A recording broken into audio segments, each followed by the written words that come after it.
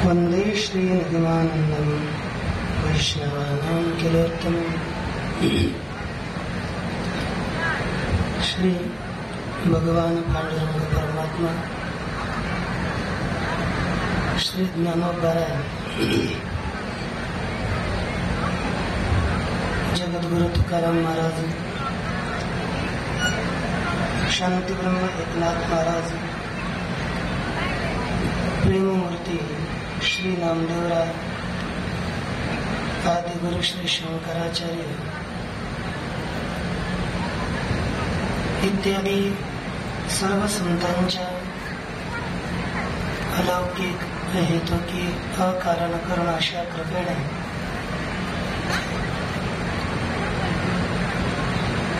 श्री मोठे बाबा त्यांनी प्रारंभ केलेला हा नारळी सप्ताह, हा नारळी सप्ताहाप्रमाणे या वर्षी नांदेवाली गावामध्ये 47व्या क्रमांकाने सुशोभित आहे. आणि या सप्ताहामध्ये माझी सेवा ही आजची प्रवचन सेवा निश्चित होती, परंतु काही कारणामुळे परवा ही सेवा करावी लागली आणि आज श्री ज्ञानोबरायांच्या या ग्रंथास ज्ञानेश्वरीस अनुसरून आज ही सेवा माझ्याकडे आली, बाबांच्या आज्ञेने माझ्याकडे आलेली आहे. या आजच्या प्रवचन रूपी सेवेकरिता आपल्या पुढे एक श्लोक उपस्थित केला. महात्मा नस्तुमान पार्थ दैवीं प्रकृतिमाश्रिताः भजन्त्यनन्य मनसो ज्ञात्वा भूतादिमव्ययम्. हा श्लोक 9व्या अध्यायातील 13व्या क्रमांकाचा आहे. या श्लोकास अनुसरून आपल्याकडे जेवढा अवशिष्ट समय आहे म्हणजे 35 मिनिट, यामध्ये जसा या श्लोकाचा सरळ अर्थ आपल्याला सांगता येईल त्या प्रकारे श्लोकाचा विचार करू. भगवान परमात्मा अर्जुनाला उपदेश करत असताना सांगतात की हे पार्थ, दैवी प्रकृतीचा आश्रय केलेले महात्मे दैवीं प्रकृतीम, हे पार्थ, दैवीं प्रकृतीम आश्रिताः महात्मनः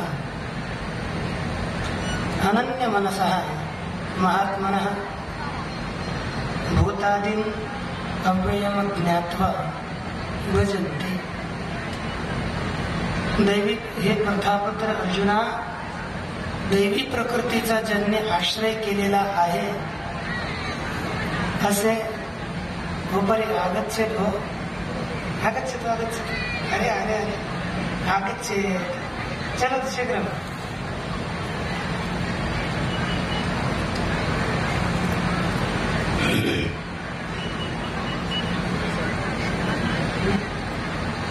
तत्र अस्ति महतां कृते वै महतां कृते तल्पं भवति.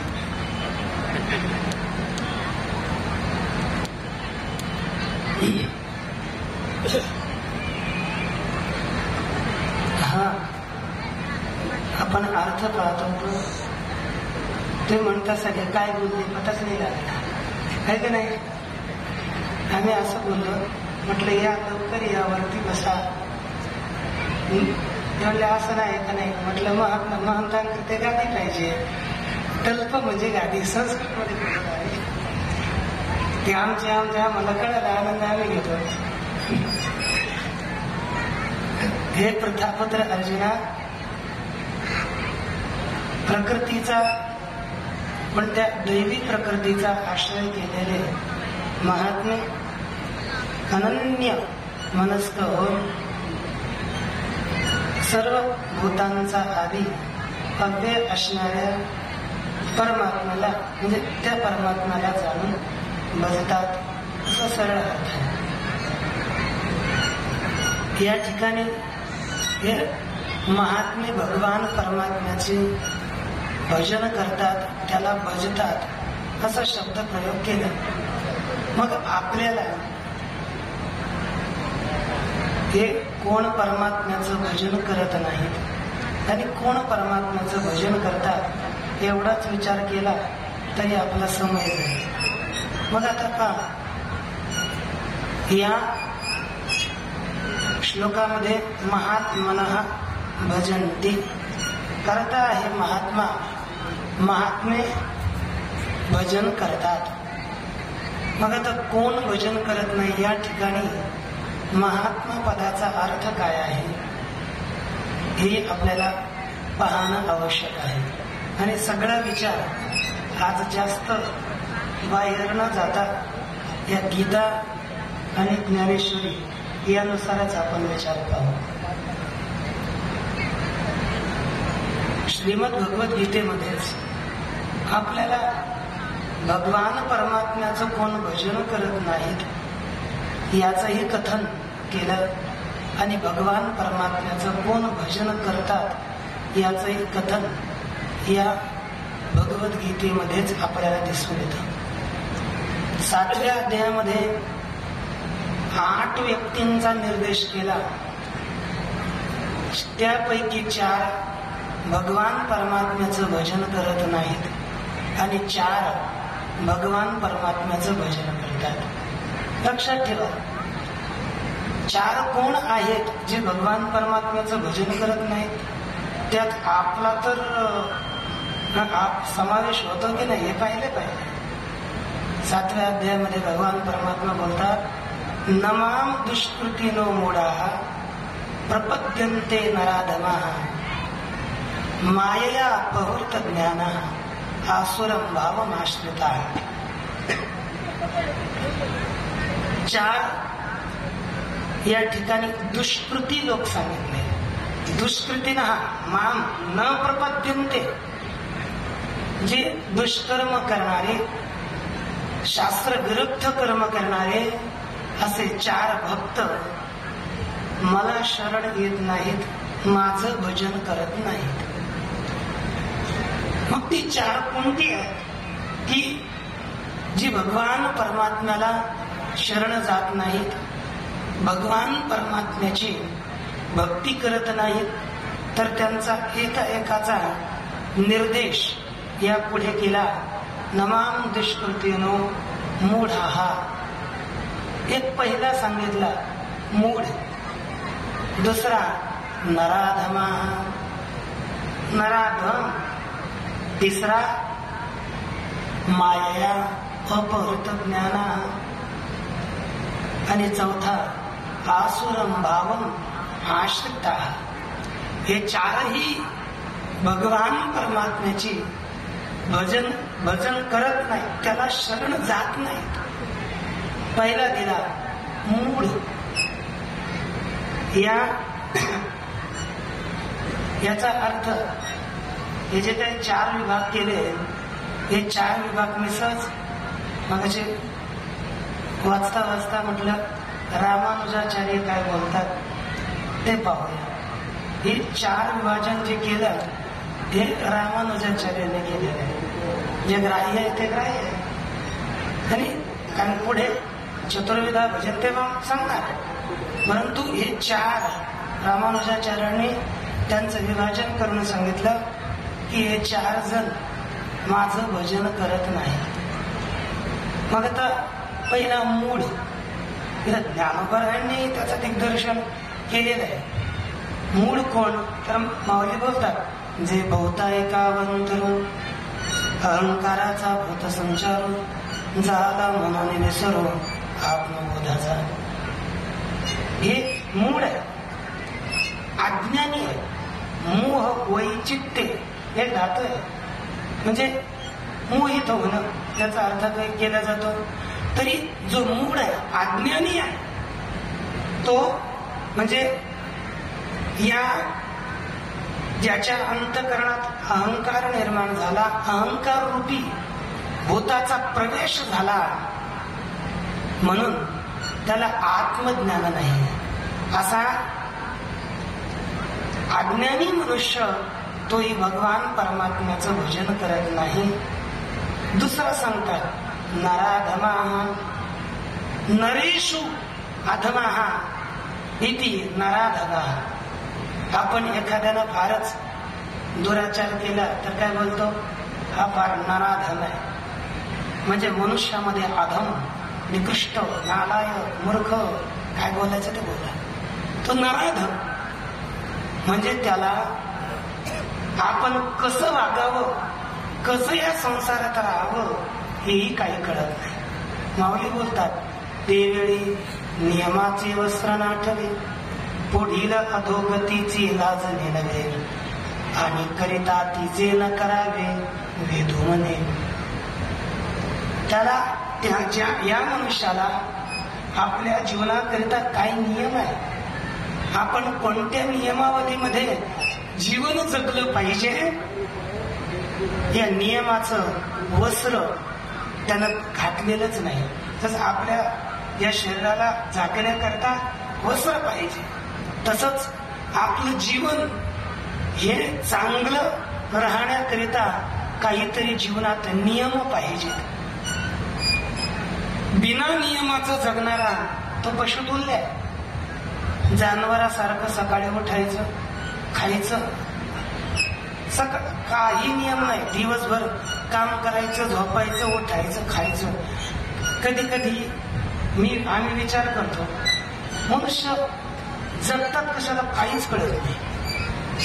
बरं खातात, बरं दुसरं काय, उठायचं, खायचं, कामाला जायचं, काम करायचं, यायचं, झोपायचं, आणि जीवनभर 70-80 वर्ष एवढंच करतो. आपल्या जीवनात आपल्या जीवनाच्या उत्कर्षाकरिता काहीच दिसत नाहीये, काहीच साधना करत नाही. तुम्ही पुण्यामध्ये गेलो तर त्या गाड्या दिसतात ना, सिग्नल आला तर तुम्ही बा सिग्नल पडल्यानंतर तसे मुंगळे पळतात, आपले त्या छिद्रातून बाहेर निघतात, त्याच्या केवळ पळापळी, पण कशा करता पळतात काहीही कळत नाही. आपलं जीवन, आपल्या जीवनाचा उत्कर्ष व्हावा याच्याकरिता शास्त्र म्हणेल ते सांगावे, हे राज्य ही तृण मानावे, जे घेववे ते न म्हणावे, विषयी विरुद्ध. मग आपल्याला शास्त्र सांगेल ना, हे तुम्ही केलं पाहिजे, तर मग ते कितीही कठीण असलं तरी आपण करावं. शास्त्र जर म्हणेल की महाराज तुम्ही विष घेतलं तर तुमचं कल्याण आहे, तर घ्यायला तयार असलं पाहिजे. पण आपण शास्त्र सोडून बाकीचे व्यर्थ लोकातले तार्किक मनुष्य, बोलायला थोडे चावट, हे असे सांगणारे जे असतील ते करण्याकडे लवकर प्रवृत्त होतो. आणि आपलं आम्ही कधी कधी असा विचार करतो, आपले बाबा असतील, मोठे बाबा, किंवा आपल्या परिसरातले भगवान बाबा, वामन भाऊ बाबा, सगळे नगद नारायण महाराज, हे या परिसरातले जगद्गुरु तुकोबरा, ज्ञानोबरा, हे सर्व संत, या संतांनी पूर्वी आपल्याला काही कळत होतं का? अरे या परिसरामध्ये तेवढा परमार्थ होता का? नाहीये ना. आज जितका बोलबाला आहे तितका पूर्वी नव्हता, कोणालाच काही माहित नाहीये. मग अशा आपल्याला या अज्ञानरूपी अंधकारातून या सर्व संतांनी काढून आपल्याला परमार्थाचा मार्गामध्ये लावलं.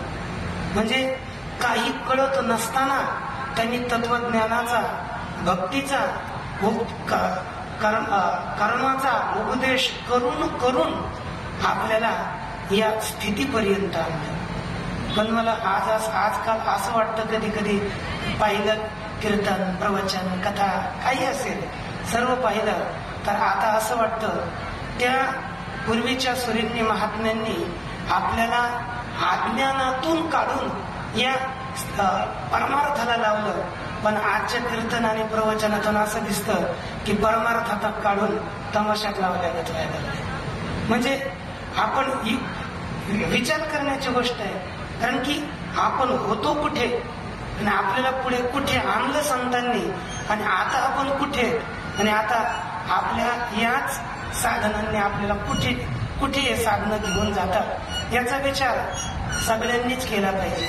जे काही नियोजक असतात, आता इथं नाही, इथे तर आपलं सुरळीत चालतं, पण जे काही नियोजक असतात की आपण आपल्या उद्धाराकरिता कीर्तन प्रवचन या सप्ताहाधिकाची योजना करतो, की आपण आपल्याला नरकात जाण्याकरता कार्यक्रमांची योजना करतो, या सर्वांनी पाहिलं पाहिजे.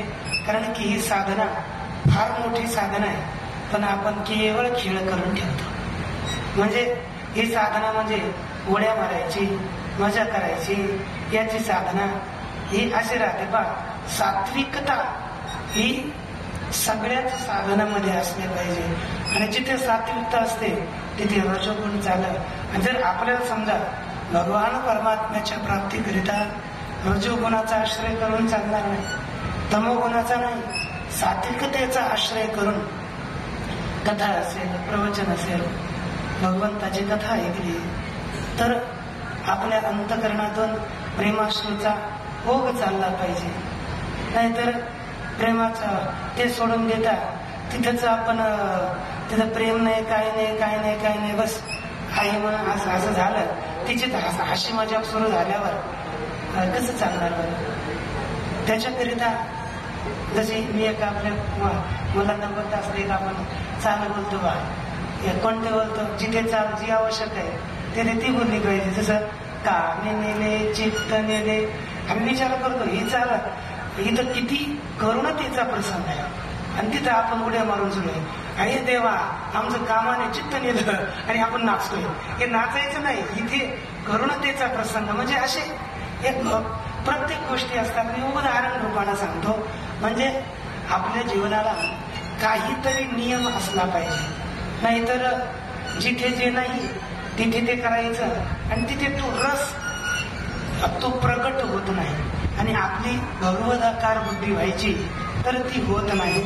म्हणून मी आता त्या नियमापासून बाहेर गेलो, पण नियम आपल्या जीवनाला असावेत. आणि या नराधम मनुष्याला नियमाचं वस्त्र नाठवे, मग पुढे काय होणार आहे, अधोगती होणार आहे, त्याचीही लाज वाटत नाही.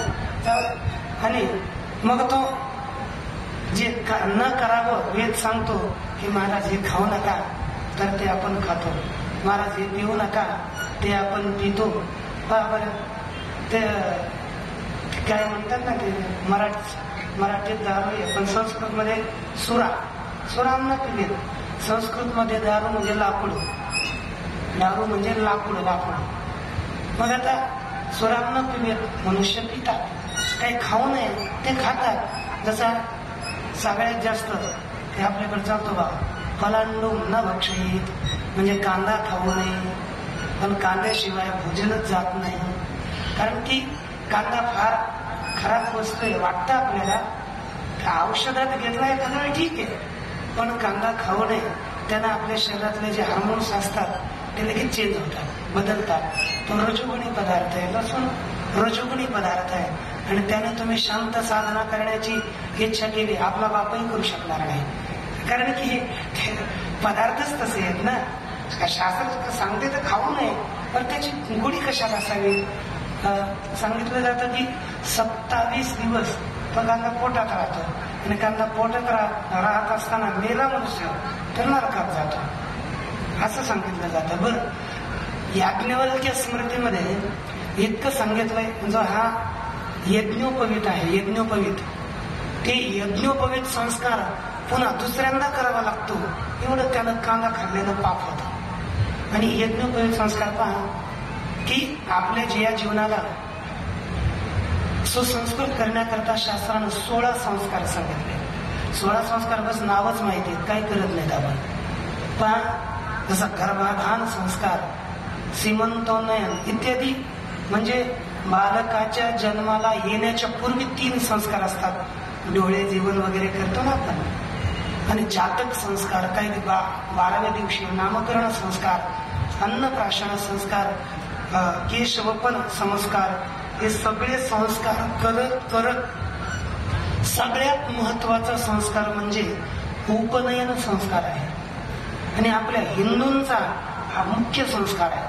16ही संस्कार हिंदूंचे झालेच पाहिजेत. आणि सुसंस्कृत जर शरीर असेल तरच आपल्याला, बरं तुम्ही लग्न का करता, तो एक संस्कार आहे. बरं तुम्ही मेल्यानंतर मनुष्याला जाळता का? जर आपल्याला हिंदूंचे संस्कार आवडत नसतील तर जाळायचं नाही. हिंदूंचा 16वा अंतिम संस्कार आहे अंत्येष्टी, 17वा संस्कार आहे लग्न, त्याच्या अगोदरचा संस्कार आहे समावर्तन, त्याच्या अगोदरचा केशव पण आहे पुढे तिथे, त्याच्या अगोदरचा संस्कार पुन्हा वेदारंभ संस्कार आहे, त्याच्या अगोदर आहे पुन्हा उपनयन. सगळ्यात महत्वाचा संस्कार उपनयन संस्कार. ते नजदीक आपल्या तिकडे सगळ्याला बंद आहे. आणि जोपर्यंत उपनयन संस्कार होत नाही तोपर्यंत आपल्या बापाला जे काही मृत्यूनंतर जे आपण पितर करतो त्यांना आपण सगळे पितर करतो किंवा श्राद्ध करतो, हे सगळं कर्म करण्याचा अधिकार नाही. आपण दिलं तरी त्यांना पोहोचत नाही. मग ही किती अनधिकारी होतो आपण. जोपर्यंत उपनयन संस्कार होत नाही तोपर्यंत तो मनुष्य अपवित्र मानला जातो. कोणतंही वैदिक कर्म करण्याचा त्याला अधिकार नाही आणि केलं तरी त्याचं फळ त्याला प्राप्त होत नाही. म्हणून प्रत्येक माणसाला, तुम्ही सुद्धा सगळ्यांनी केले पाहिजे. आणि कोणाकडेच उपनयन संस्कार नाही. आपण ते झालंय काय, कशामुळे माणसांची बुद्धी बालकली पता नाही. काही शास्त्रीय कर्म असलं तर लगेच सोडून येतो, ते ब्राह्मणाचं काम आहे. हे आपली मूर्खता आहे. हे बंद पडले कधी 1835 नंतर, जेव्हा गुरुकुल बंद झाले आणि गुरुकुल पद्धती बंद झाल्यामुळे गुरुकुल पद्धती बंद झाली. आणि त्यावेळेस काय व्हायचं की इंग्रज जे काही बाहेर कर्म करू गेले तर ते आचार्यांनाही मारायचे, सगळ्यांना मारायचे. मग आता ब्राह्मण आता ते स्वतःच करत असल्यामुळे त्यांच्या घरात त्यांचे तेवढं कर्म सुरू राहिलं. पण बाकी क्षत्रिय आणि वैश्य हा सगळा समाज आहे, या समाजाचे हे सगळे कर्म बंद पडले. मग ते आता आपण करू शकतोय. म्हणून मरण्याच्या पूर्वी कमी या संस्काराने युक्त होऊन मरा. तसं मरण चांगलं नाहीये. कारण की यावर्षी आम्ही प्रयागमध्ये जाऊन कमीत कमी 60 साधकांचं उपनयन झालं. तसे 90 गेलो आम्ही. आमचा तापाच निघतो सगळ्या एखाद्या निघते तर. आणि सगळे जाऊन तिथे 60-70 जणांचं उपनयन संस्कार केला. आमची साधक मंडळी जात असताना इकडून तिकडे सगळे संन्यासी मंडळी पाहत बसायची की तुम्ही या असे कुठून आले, कसे राहा.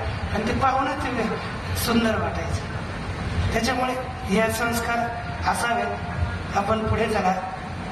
तिसरा आहे मायया अपहृत ज्ञाना. माया समजा हे विषय, माईक विषय यांनी अपहृत हरण केलेला आहे ज्ञान ज्यांचं, आणि विषयामध्येच ज्यांची बुद्धी लागलेली आहे असे मनुष्य भगवंताचं भजन करत नाहीत. म्हणून ज्ञानोबाने लिहितात, पायपा शरीराच्या गावा जया लागे आले पांडवा तो कार्यार्थ वागवा सांडुनिया. मग काय करतात, इंद्रिय ग्रामीच्या राजविधी अममतेच्या जल्पवादी विकारांतराची मंदी मिळवेत आधी. हे सगळे विषय एकत्र करतात आणि विषयांच्या उपभोगामध्ये लागतात. म्हणून ते भगवंताचं भजन करत नाहीत आणि आसुरम भावम आश्रित आहेत. ज्यांनी आसुर भावाचा आश्रय केलेला आहे, बस मारकाट एवढंच करायचं ज्यांनी ठरवलं आहे, ते सुद्धा भगवान परमात्म्याचं भजन करत नाहीत. हे 4 दुष्कृती भगवंताचं भजन करत नाही. उलट काय करतात, नव्या अध्यायामध्ये पुढे सांगितलं आपल्याला की अवजानंती मामूढा आसुरम भावम आश्रिता. हे तर उलट भगवंताचं भजन सोडून देऊ असे मूळ आसुर भावाचा ज्यांनी आश्रय केलेला आहे असे पुरुष अवजानंती माम, माझी अवज्ञा करतात. भजन सोडून अवज्ञा. काही लोक असतातच ना, का रामजीचं मंदिर निर्माण झालं ते त्यांना आवडत नाही, असे भरपूर आहेत. आपला जो शास्त्र आपल्याला जे सांगतं ते मनुष्य करत नाहीत, असे आसुरी लोक भगवंताचं भजन करत नाहीत. मग त्यांना त्याचं फळ काय भेटतं? मोघाश मोघ कर्माण मोघ ज्ञान विचेतसः. यांची स्थिती काय होते? सगळ्या आशा म्हणजे इच्छा, जे इच्छा करतात त्या सर्व मोघम जातात. मोघ मराठी शब्द आहे, तो संस्कृत आहे. मोघम म्हणजे व्यर्थ जातात. ज्यांच्या आशे हे पुरुष होतात, त्यांच्या इच्छा कधी सफल होत नाहीत. मोघ कर्माण जे कर्म करतात ते कर्मही निष्फल होतात, सफल होत नाहीत. मोघ आशा मोघ कर्माण मोघ ज्ञान, त्यांचं ज्ञानही मोघम निष्फल राहतं, आत्मसाक्षात्कार देत नाही. त्यांचं वैषयिक ज्ञान असतं, त्यांचं ज्ञानही व्यर्थ. आणि विचेतसः ते विक्षिप्तम चेतः यस्य ते विचेतसः, ज्यांचं चित्त विक्षिप्त झालेलं आहे, स्थिर नाही, असे लोक ज्यांनी आसुरी किंवा राक्षसी या प्रकृतीचा आश्रय केलेला आहे, त्यांचं सर्व जीवन व्यर्थ जात. आपण काहीच भगवंताची भक्ती करत नाही आणि शेवटी काय बोलतो? देवाचं आम्ही काय बिघडवलं होतं? तू जेवढं बिघडवलं स्वतःच बिघडवून टाकलं सगळं. आणि आल्यानंतर आमच्याकडे खरंच येतात, त्यांना बोलायला लागतं. आता काही म्हातारे माणसं एकदम आता मृत्यूमुखात जाण्याकरता आले आणि बोलतात, बाबा एकटं आता कामच करत नाही. मी सरळ बोलतो, मी काय मागे नाही म्हटलं, आता दिवस थोडे राहिले, ते होणारच आहे म्हणतो डायरेक्ट. त्याच्यात काय, जे आहे ते खोटं बोलून कुठे आपण चुकवायचं. जे आता शरीर हळूहळू ते कार्य कामातून जाणार ना. कोणतीही वस्तू काही कालावधीनंतर टाकूनच द्यायची असते, दुसरं भेटेल ना यानंतर. म्हणून त्याच्यात त्याला चोपडं बोलून खुश करण्याचा प्रयास मला तर जमत नाही. ठीक आहे, नाही तर देवाचं भजन करा, एवढंच करा, दुसरं काही करू नका. पण दुसरे आहेत पहा, हे 4 जण भगवंताचं भजन करत नाहीत. दुसरे 4 जण भगवंताचं भजन करतात. कोण? सांगितलं, चतुर्विधा भजन्ते मां जना सुकृतिनोर्जुन हरतो जिज्ञासुरर्थार्थी ज्ञानेच्या भरतर्षभ. हे भरत श्रेष्ठ अर्जुना, 4 प्रकारचे लोक माझं भजन करतात. त्यापैकी सांगितलं अर्थ तो आरतीचे निव्याजे. अर्थ मनुष्य म्हणजे दुःखाच्या निमित्ताने ते दुःख निवृत्त होण्याकरिता भगवंताचं भजन करतो. याच्याकरता उदाहरण आपल्याला सगळे जितकी भक्त दुःखामुळे बसतात, कोणती आहे दुःखामुळे भगवंताचं भजन करत होते. जास्त उदाहरण सांगितलं जातं द्रौपदी मातेचं. भगवंताचं भजन या आर्ततेनं केलं. अर्थ तो आरतीचे निव्याजे, जिज्ञास होतो है ना, जाणाव्या लागे भजे. सगळे आपले साधक मंडळी ही जिज्ञासू आहे. भगवान परमात्म्याचा साक्षात्कार होण्याकरता भगवंताचं भजन करतात, भगवंताची साधना करतात. सगळा वर्ग हा साधक मंडळी सर्व जिज्ञासू मध्ये येते. आणि अर्थार्थी आपल्याला काही मिळावं, काही पैसे मिळावेत, काहीतरी मिळावं याच्याकरिता भजणारे, त्याला काय म्हणू? अर्थार्थी. समजा उदाहरण कडवट असू द्या, आपण कीर्तन पैसे देतील म्हणून मी कीर्तनाला जातो, आपण काय अर्थार्थी आहे की नाही? दुसरं काहीच नाही ना, आहे ते आहे, एवढं दिलं तर मी येणार, अर्थार्थीमध्ये गणना येईल. परंतु तुकोबरायांच्या दृष्टीने ते गडबड आहे. कन्या गौकरी कथेचा विकरा, चांडाळ तो खरा तया नागे. जगद्गुरु तुकोबराय बोलतात, जो आपल्या मुलीला विकतो, गाईला विकतो आणि कथेला विकतो, हे जे काही 3ही जण आहेत, गायीचा विक्रय करणारे, मुलीचा विक्रय करणारे आणि कथेचा विक्रय करणारे त्याच कार्यामुळे ते चांडाळ आहे. म्हणजे एवढ्या खालच्या दर्जाची त्यांची स्थिती होते. म्हणून हे माझे वाक्य नाही, त्यांचे मला बोलायचे नाहीये. हो गात आलं म्हणून बोललं. अर्थार्थी आणि शेवटचा आहे ज्ञानी. चौथी याची ठाई काहीची करणे नाही. जो ज्ञानी आहे तोच ज्ञानी या ठिकाणी महात्मा या पदाने ग्रहण केलेला आहे. चारही भक्त ग्रहण नाही केले. महात्माना सगळेच महात्मा नाहीत. महात्मा महान आत्मा यस्य सह महात्मा. आता आत्मा तर सर्वांचाच महान आहे. मग आत्मा या पदाचा अर्थ आपण करूया अंतःकरण. ज्याचं अंतःकरण महान आहे तो महात्मा. अष्टपदा 8 मिनिट बाकी सरळ अर्थ सांगतो. महात्माना म्हणजे महान अंतःकरण आहे ज्याचं, त्याला म्हटलं जातं महात्मा. मग आता या महात्मा पदाची व्याख्या आपण भगवंतानुसार ज्ञानोबरायानुसारच आपण पाहणार आहोत. भगवान परमात्मा पुढे 7व्या अध्यायात काय बोलतात? बहुनाम जन्मनामंते ज्ञानवान मां पद्यते वासुदेव सर्वमिति स महात्मा. सुदुर्लभ अर्थविनय तो महात्मा. कोण महात्मा? या अनेक जन्माच्या शेवटी ज्ञानवान होऊन, कारण की सर्व वासुदेव, सगळे जगत भगवान आहे, वासुदेव आहे. जे जे देखे भूत ते ते मानिजे भगवंत.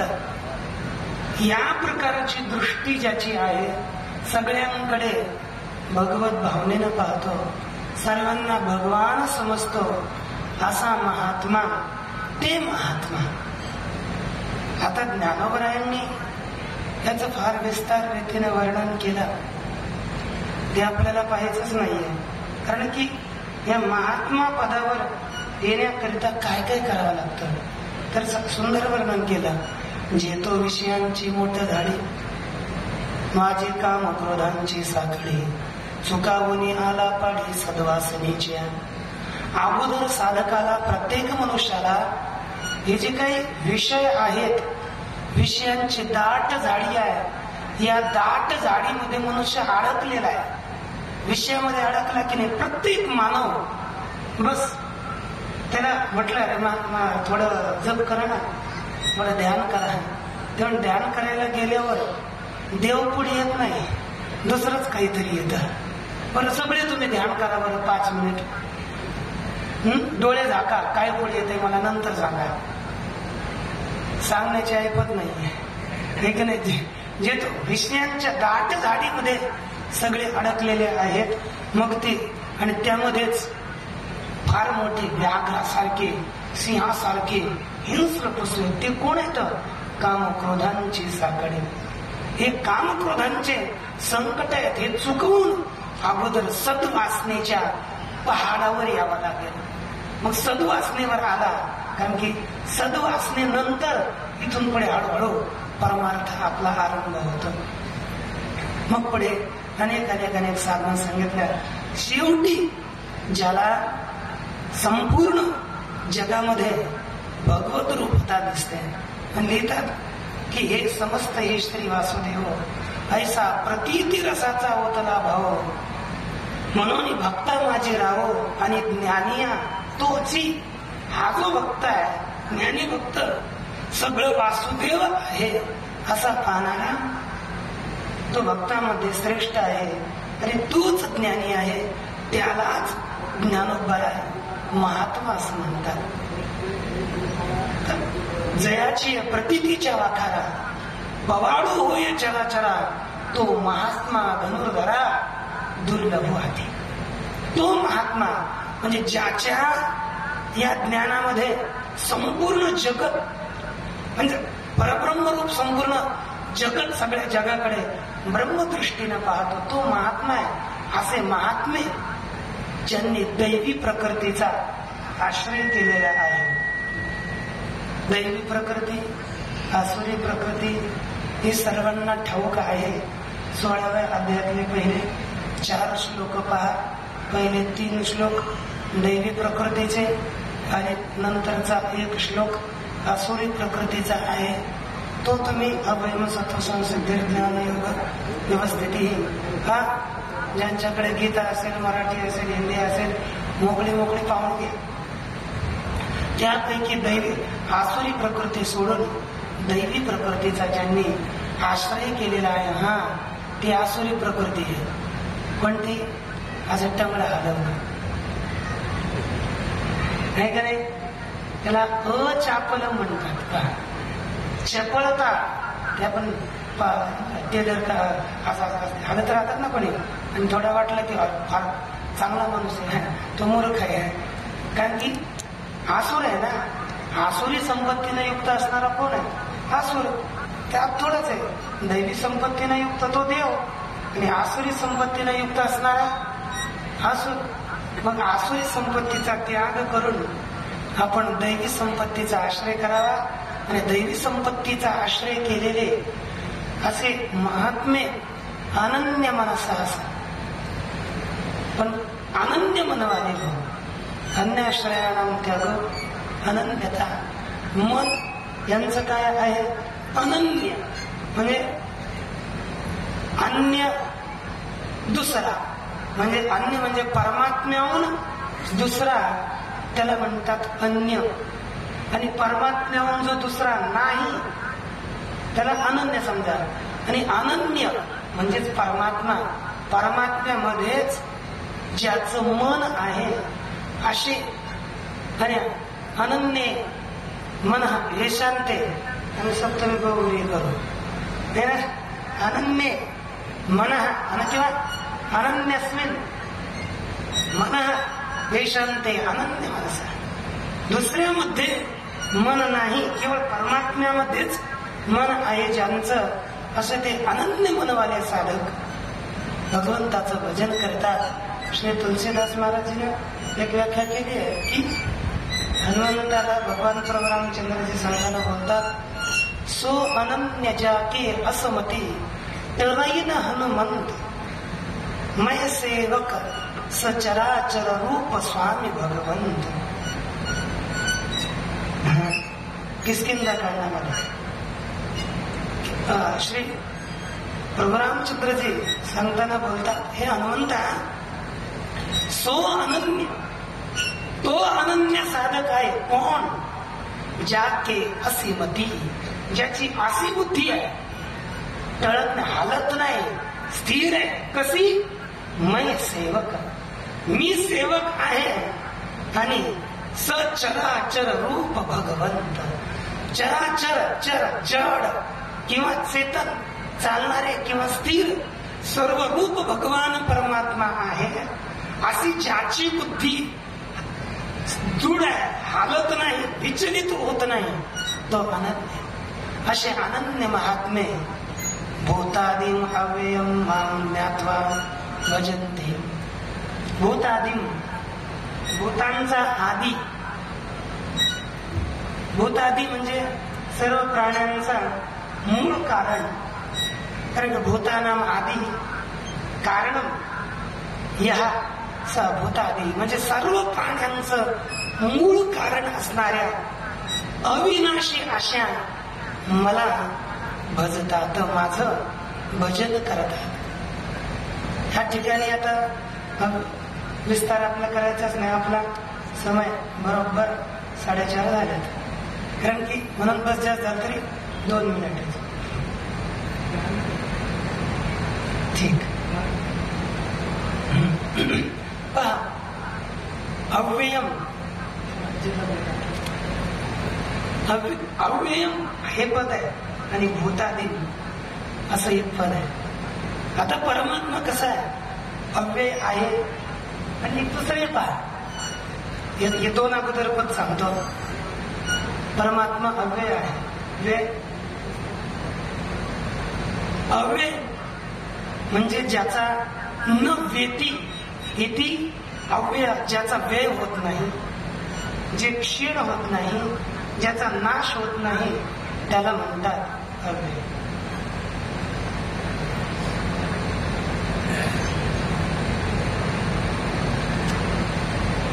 हा परमात्मा अव्यय म्हणजे याचा कोणत्याच प्रकाराने नाश होत नाही.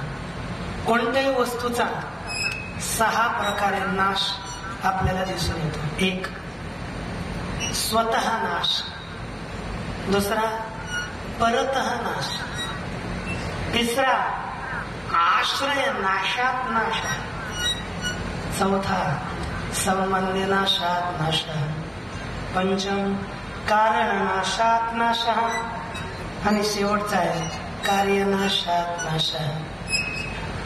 परमात्म्याचा या 6 नाशांपैकी कोणत्याच रीतीने नाश होत नाही, म्हणून अविनाशी तो परमात्मा आहे. पहा, पहिला स्वतः नाश. जो सावयव पदार्थ असतो, अवयववाला, ज्याला अवयव असतात, तसं मनुष्याला अवयव आहेत की नाही? मग आपला कोणी नाश केला तरच नाश होतो की स्वतः सुद्धा नाश होतो? तुम्हाला काहीच कोणी नाही केलं, तुम्ही असेच बसले राहिले तरी आपला नाश झाल्याशिवाय आत्मा निघून जाईल. देहाची स्थिती काय होईल?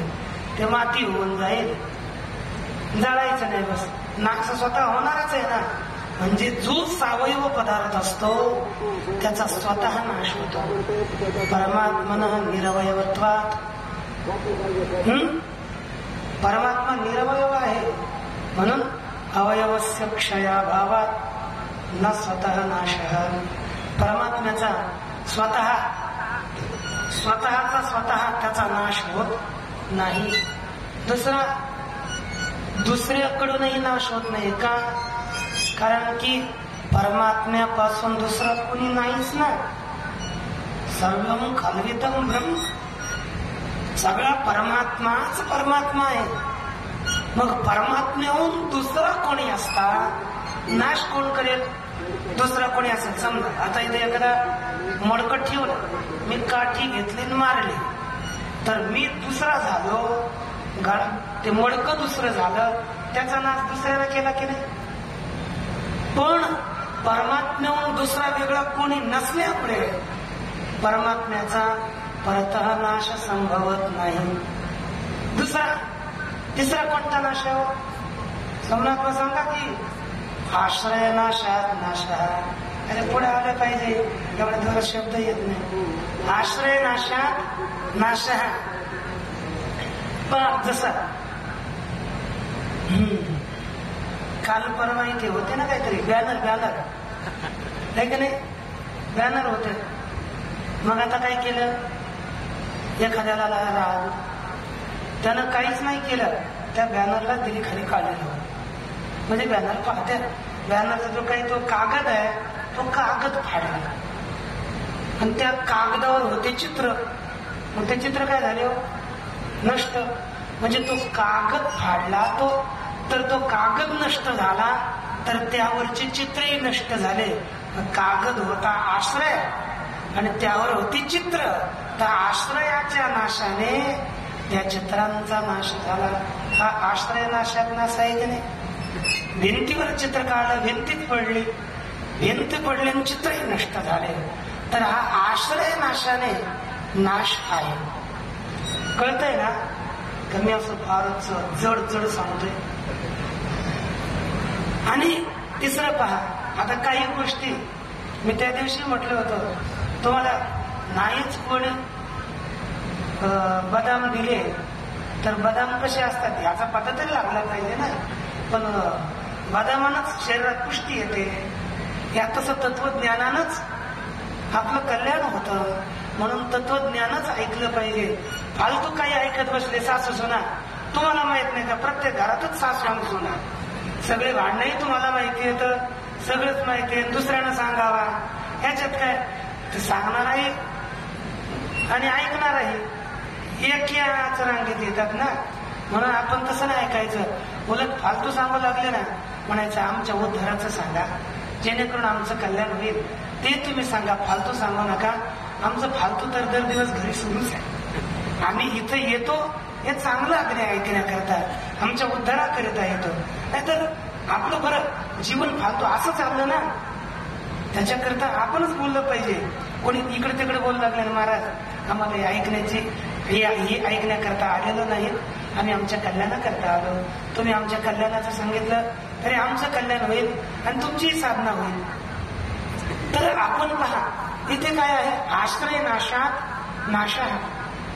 तिसरं उदाहरण, परमात्म्याचा कोणी आश्रय नाही, कारण की परमात्मा स्वमहिमने प्रतिष्ठित, स्वस्वरूपामध्ये तो परमात्मा प्रतिष्ठित आहे. त्याचा आश्रय पण नाही म्हणून त्याचा नाश होत नाही आहे. आणि तिसरं पहा, चौथं, संबंधी नाशात नाश. एखादं समजा आता सगळे अनुभवी येतं, आपला कोणी जवळचा एकदम संबंधी मनुष्य गेला तर काय होतं, म्हणतो नाही हो ते संपले आता, त्यांचं काही नाही राहिलं. संबंधीच्या नाशानं नाश आपण म्हणतो की नाही, नष्ट नाही होत परंतु नाश झाल्यासारखं पुढे तो मनुष्य खचतो आणि हळूहळू नष्ट होत नाही. संबंधीच्या नाशानं नाश आहे. तिसरा आहे पहा, हे 4 झाले. 5वा कारण नाशात नाशा. हे काय केलं, हे कपडा माहितीये का, त्याला कपडाच म्हणतात ना, काय म्हणतात ते, म्हणतात वस्त्र, हे म्हणतात वास. आता काय करावं, सगळे वेगळे वेगळे नाव आहे. मग आता मोठ्यानं बोल, हो त्यांना काही येत नाही वाटतं. बरं हे वस्त्र आहे, पण या वस्त्रातला मी काय केला, असा दोरा आहे, तो दोरा बस ओढत राहील, काढत राहील. तर कारण कोण आहे, दोरा. ते दोरा नष्ट केला, दोऱ्याचा नाश केला तर कपडा राहील का, नाही. म्हणजे कारण नाशात कार्य नाशा. कारणाचा नाश झाला म्हणून याचा नाश झाला. कधी कधी कार्य नाशात, आता मी तसं नाही केलं, या कपड्यालाच आग लावली तर कार्य नाश झाला तर तंतू राहतील का, तेही नष्ट होतील. म्हणजे परंतु परमात्म्याचं कोणी कारण नाही म्हणून न तस्य जनिता, त्याचा कोणी उत्पन्न करणारा त्याला नाही, म्हणून कारणाच्या नाशानं परमात्म्याचा नाश होत नाही. आणि परमात्म्याचं कार्यही कोण नाही, सगळं कल्पित आहे. म्हणून कार्य नाशानंही परमात्म्याचा नाश होत नाही. अशा अविनाशी परमात्म्याला जाणून भजतात, ही जी भक्ती आहे साध्य भक्ती आहे. एक श्लोक दिला की सुरवशे विहिता शास्त्रे हरिम उद्दिश्य या क्रिया सैव भक्ती विधिख्याता यया भक्ती प्रजा येते. म्हणजे ही जी आता जाणून बजणं ही साध्य भक्ती आहे. आपल्याला याला आपण प्रेम लक्षण भक्ती म्हणून, परंतु त्याची ती काही दुसरी भक्ती आहे, साधनात्मक भक्ती. भगवान परमात्म्याच्या उद्देशानं ज्या ज्या क्रिया केल्या जातात तिला म्हणतात साधन भक्ती. जशी श्रवणम कीर्तनम विष्णू स्मरणम पादसेवनम अर्चनम वंदनम दास्यम सख्यम आत्मनिवेदनम ही साधन भक्ती. आपण साध्य भक्ती म्हणजे भक्तीच्या प्राप्ती करता पहिली आपण साधन भक्ती केली पाहिजे. भगवान परमात्म्याच्या कथेचे श्रवण कीर्तन आपण स्मरण ही सर्व नवविधा भक्ती मनुष्यानं केली पाहिजे. अशी करणारे अनंत 9 प्रकारचे भक्त आहेत. श्लोक सांगतो आणि याच ठिकाणी थांबण्याचा प्रयास करतो, कारण की पुढचा कार्यक्रम गडबड होऊन जातो आपल्या समयानुसार. पहा,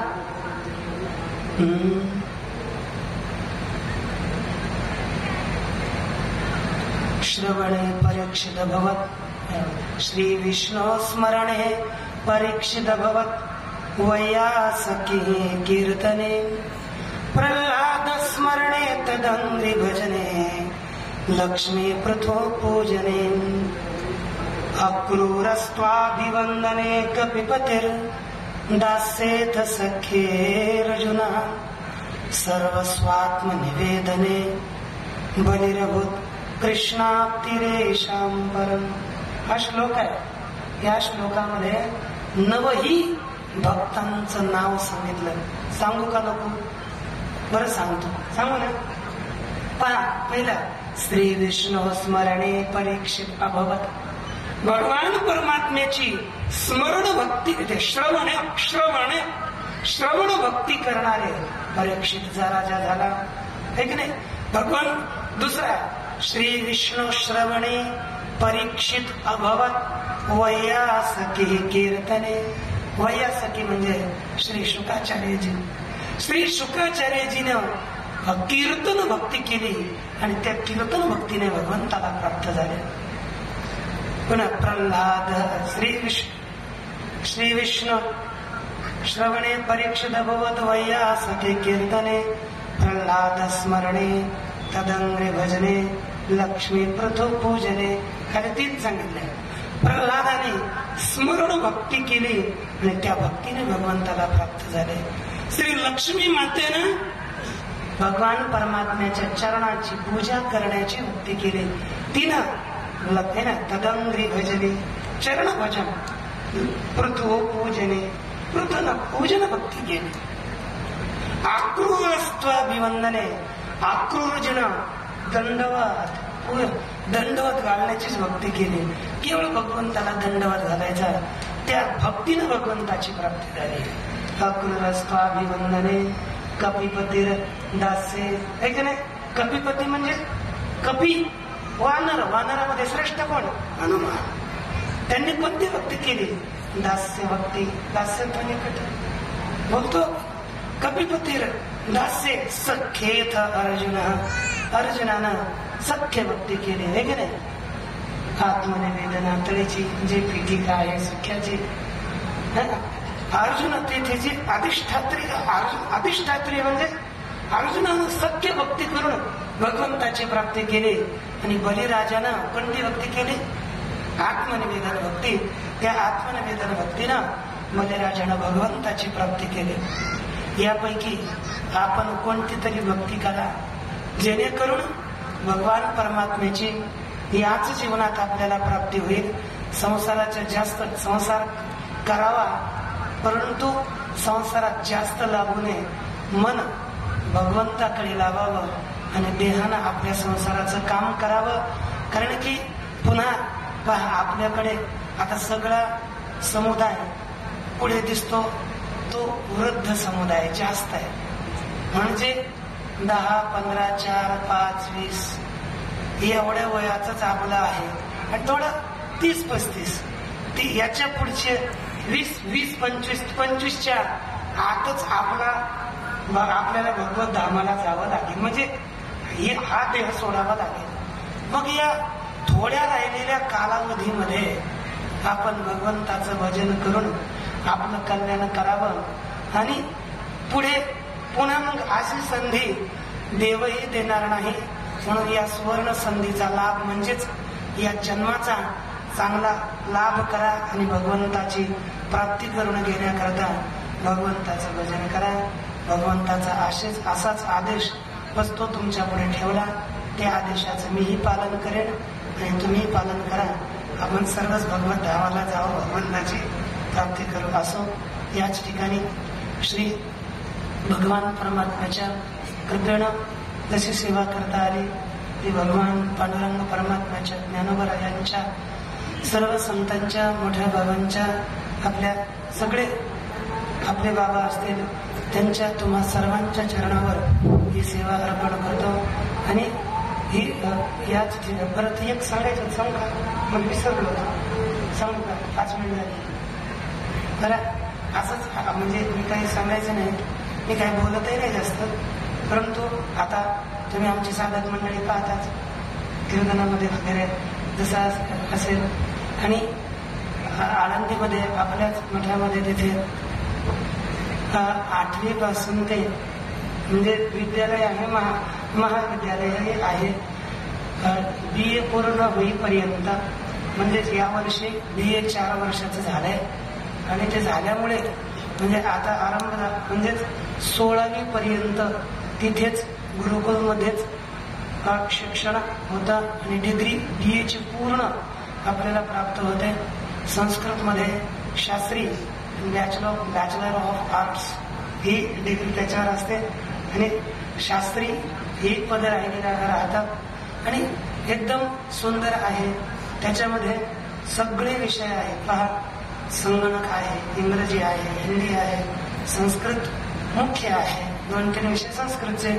आणि यामधून साधक हे कीर्तन प्रवचनही करतात, कळपखावादही वाचतात, कोणी गायनही करतात आणि ते हे काही परमार्थाचं अंग असून त्याबरोबर हे शिक्षणही शास्त्रानुसार आपल्याला किंवा वैद्यालयानुसार शिक्षणही पूर्ण होतं. म्हणून कोणालाही वाटत असेल, कारण आपल्याला आपला मुलगा आणि बरं बाहेर कॉन्व्हेंट तुम्ही इंग्रजीमध्ये टाकता ते आपल्याला पुढे खाऊ सुद्धा घालत नाहीत, कारण की त्यांचे संस्कार दुसरे दिले जातात ना. कॉन्व्हेंट स्कूल आहे ते पहिलेच तर आपल्या हिंदू संस्कृतीच्या विरुद्ध चालणारे स्कूल आहेत. त्या शाळेत काही योग्य राहत नाही म्हणून म्हणतात की आमची मुलं आमचं ऐकत नाहीत. कमीत कमी मुलगा आपला राहावा आणि आपलं स्वतःचंही त्यानं कल्याण करावं, आपल्यालाही लाथा घालू नये असं वाटत असेल तर आपल्या मुलाला आपण आळंदीला गुरुकुलामध्ये पाठवू शकता आणि त्याला शिक्षण चांगलं देऊन त्याचंही कल्याण करू शकता, आपलंही कल्याण करू शकता. दुसरी एक गोष्ट आहे, तशी मी काही बोलत नाही. आपल्या मोठ्या बाबांनी सांगितलेलं आहे, कोणापुढे काही मागायचं नाही, आम्ही कधी मागत नाही. परंतु सहज मला वाटलं की आमचा एक असा आम्ही एक उपक्रम राबवलेला आहे, त्याच्यात सहभागी व्हा नका हो घेणं देणं नाहीये. पण नंतर म्हणाल की आम्हाला तुम्ही थोडी सूचना तरी द्यायला पाहिजे होती, आम्ही काही केलं असतं. त्याकरिता बस आम्ही आरंभ केलेलं एक असं एक कार्य ते तुम्हाला सांगतो. बस तुम्ही करा असं माझं काहीच म्हणणं नाहीये, नाही केलं तरी चांगलंच आहे, काही खराब नाहीये. बस एवढंच आहे की आता सगळे साधक मंडळी राहते म्हणून आम्ही म्हटलं की इकडे तिकडं अन्नदान करता काहीतरी पाहावं लागतं. आम्ही नाही पाहावं, पांडुरंग पाहतो, ज्ञानावर पाहतो, आम्ही पाहतच नाही. पण एक असंच आहे, साधक मंडळी अधिक झाले म्हणून म्हटले की आमची सगळे जे काही विचारक मंडळी आहे म्हटलं की आपण असं करूया, 300 दिवसाचं 60 दिवस तर इकडे तिकडे जाता, सप्ताह कसा गेले, काही गेले वायरेत गेले, 60 दिवस असेच गेले, राहिले 300 दिवस. 300 दिवसाचे 300 व्यक्ती ज्यांना वाटेल ते करून समजा दिवसाचं जे काही असं भोजन वगैरे सगळं काही खर्च येईल ते 21 रुपये आपण करून ज्यांना वाटेल सेवा वर्षाला 1 दिवस करायची, त्यांना स्वखुशीनं नाव घ्यायचं तर घ्या, नका घ्यायचं नसलं घ्यायचं नका घेऊ. असा एक विषय आहे, तुम्ही बोलून पहा, ज्याला करायचं असेल ते करतील, करायचं नसेल तर करणार नाही. बस आपण आम्ही असं आणि त्याचं एक कॅलेंडर बनवणार, म्हणजे कॅलेंडरच्या जे मनुष्यांचं नाव असेल त्यांच्यापर्यंत ते प्रतिवर्षी प्राप्त होईल. त्या दिवस तो राहील, ज्यांना करायचं असेल ते करतील, ज्यांना नसलं करायचं करू नये, नका करू ते. कारण की बाबांचं म्हणणं आहे कोणाला काही मागितलंच नाही पाहिजे म्हणून आम्ही मागत नाही. तर बस असा एक विचार आमचा झालेला आहे. ज्याला सहभागी व्हायचं असेल ते व्हावं, ज्याला नसलं व्हायचं ते होऊ नये. रामकृष्ण हरी. विठ्ठल विठ्ठल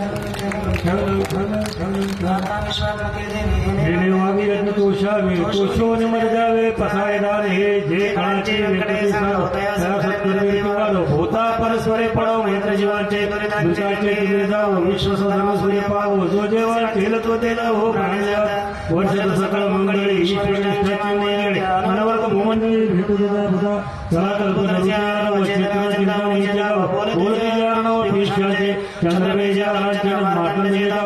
सर्वाही सदस्यांना सोयरे होतो किंवा सर्व सुखी भजवादी पुरुखे अखंडिता आणि विशेष विजय व्हावेजी एक म्हणे श्री विशेष रावो हा होईल गान पसावो येणे वडे ज्ञान देवो सुखिया झाला येणे वडे ज्ञान देवो सुखिया झाला येणे वडे ज्ञान देवो सुखिया झाला. शांती शांती शांती. मंडळी गुरुदेव विठ्ठल श्री ज्ञानदेव तुकाराम पंडित माऊली ज्ञानेश्वर महाराज की जय, जगद्गुरु तुकाराम महाराज की जय, शांती ब्रह्म.